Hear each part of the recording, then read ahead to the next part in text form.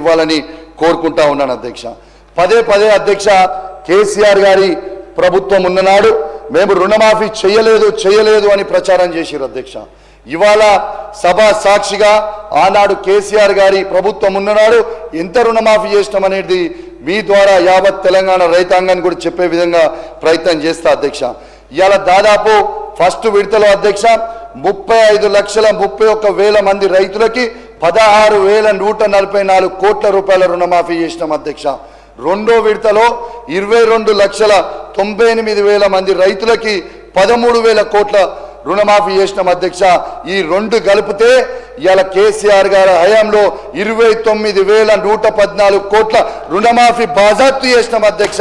వీళ్ళు చెప్తున్న 20,616 కోట్ల కంటే మేము కేసీఆర్ గారి ప్రభుత్వం 29,000 కోట్ల 144 చేసిందని ఈ సభ సాక్షిగా నేను చెప్తా ఉన్నాను అధ్యక్ష. మీకేమైనా అభ్యంతరం ఉంటే గౌరవ మంత్రివర్యులు తర్వాత రిప్లైలో చెప్తారు, దాంట్లో మీరు ఇందాం అధ్యక్ష.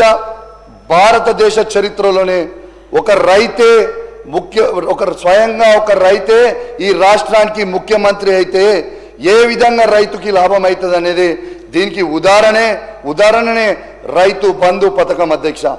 ఇలా భారతదేశ చరిత్రలోనే ఎంతో మంది ముఖ్యమంత్రులు ఈ భారతదేశంలో అయినరు, కానీ ఏ ఒక్క ముఖ్యమంత్రి గారికి కూడా ఇలా రైతుకి పెట్టుబడి సాయం చేయాలని ఒక్కరికి కూడా ఆలోచన రాలే అధ్యక్ష. స్వయంగా మన కేసీఆర్ గారే రైతు కాబట్టి రైతు కష్టాలు కేసీఆర్ గారికి తెలుసు కాబట్టి ఇవాళ ఏ రైతు కూడా ఊర్లో ఉన్న పెద్ద సౌకారు దగ్గరికి పెట్టుబడి కోసం పోవద్దని, ఊర్లో పెద్ద మనుషుల దగ్గరికి పెట్టుబడి కోసం పోవద్దని ఒక గొప్ప ఆలోచనతోని ఇవాళ రైతు బంధు అనే ఒక పథకాన్ని మొదలుపెట్టి అధ్యక్ష ఇవాళ ఈ తెలంగాణ రాష్ట్రంలోనే 65 లక్షల మంది రైతులకి 73,000 కోట్ల రూపాయలు ఇవాళ స్వయంగా రైతు అకౌంట్లో వేసింది కేసీఆర్ గారి ప్రభుత్వం అని చెప్పక తప్పదు అధ్యక్ష. దీనికోసము ఏ రైతు కూడా ఎక్కడ కూడా ఎంఆర్ఓ దగ్గర దరఖాస్తు పెట్టుకోవాల్సిన అవసరం లేకుండే, ఏ పైరవికారు దగ్గరికి పోవాల్సిన అవసరం లేకుండే, హైదరాబాద్ సెక్రటేరియట్లో కేసీఆర్ గారు బటన్ ఒత్తితే టంగ్ టంగ్ టంగ్ టంగ్ అని రైతు అకౌంట్లలో డబ్బులు 73,000 కోట్ల రూపాయలు ఇప్పటి వరకు పడ్డాయని చెప్పక తప్పదు అధ్యక్ష. నేను మాట్లాడిన తర్వాత రిప్లైలో మంత్రి గారు మాట్లాడతారు బ్రదర్, మీకు మేము డిస్టర్బ్ చేయం, మీరు మాకు డిస్టర్బ్ చేయకుండా. అయితే అధ్యక్ష ఇంకోటి కూడా ఆలోచన చేయండి అధ్యక్ష.